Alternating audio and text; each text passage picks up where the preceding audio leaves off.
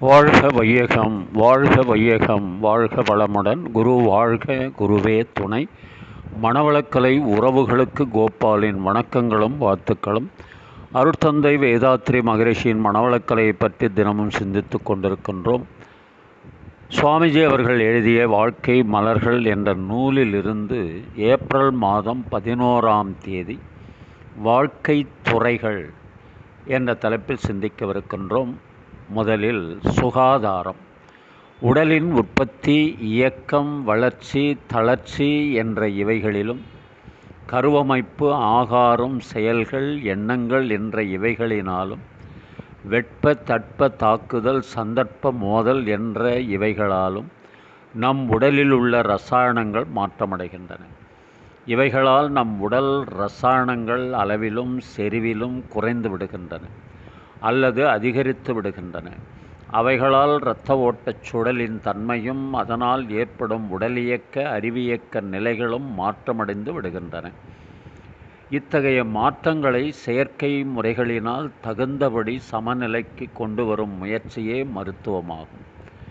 அளவுக்கு மிஞ்சி ஏற்பட்டிருக்கும் இரசாயன அதிகரிப்பையும் இரத்த ஓட்டத்தையும் அழுத்தத்தையும் அளவுக்கு குறைந்து போன இரசாயன குறைவையும் இந்த இரத்த ஓட்ட தளர்ச்சியையும் மருந்து, உணவு, பட்டினி, நீராடல், ஓய்வு, உடற்பயிற்சி முதலியவற்றால் சமநிலைக்கு கொண்டு வரும் முயற்சியே சுகாதார முறை எனப்படும். இரண்டாவது, பொருளாதாரம். மனிதர் வாழ்வதற்கு அவசியமான உணவு, இடம், உடை முதலியவைகளையும், இயற்கையில் ஏற்படும் துன்பங்களை எதிர்க்கும் பல வசதிகளையும் உற்பத்தி செய்தல், சேமித்தல், பாதுகாத்தல், நிரவுதல், அனுபவித்தல் என்பனையெல்லாம் சேர்ந்த ஒன்றே பொருளாதாரம் எனப்படும். மூணாவது, அரசியல்.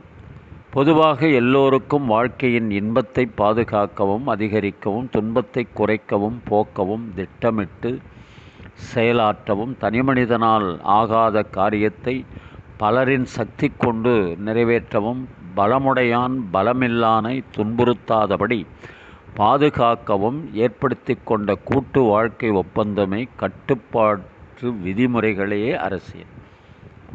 நான்காவது, விஞ்ஞானம். விண் என்றால் அணு, ஞானம் என்றால் அறிவு. விஞ்ஞானம் விண் ப்ளஸ் ஞானம். அணுவின் தத்துவம் அறிந்து கொண்ட அறிவின் தெளிவே விஞ்ஞானம்.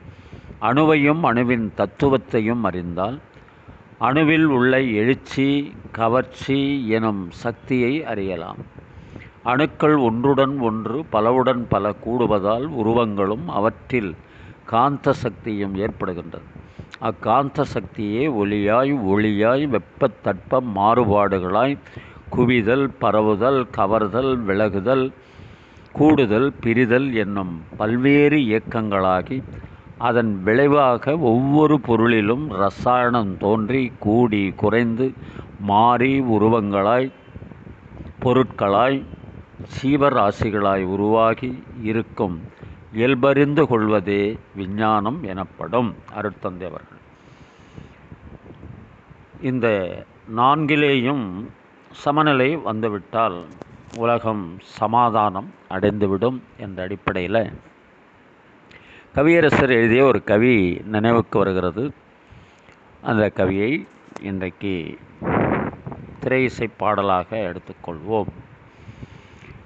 உலகம் சமநிலை பெற வேண்டும், உயர்வு தாழ்வில்லா நிலை வேண்டும். உலகம் சமநிலை பெற வேண்டும், உயர்வு தாழ்வில்லா நிலை வேண்டும்.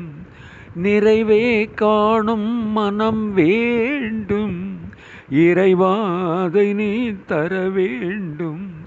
நிறைவே காணும் மனம் வேண்டும், இறைவாதை நீ தர வேண்டும். உலகம் சமநிலை பெற வேண்டும், உயர்வு தாழ்வில்லா நிலை வேண்டும். இமயமும் குமரியும் இணைந்திடவே எங்கும் இன்பம் விளைந்திடவே.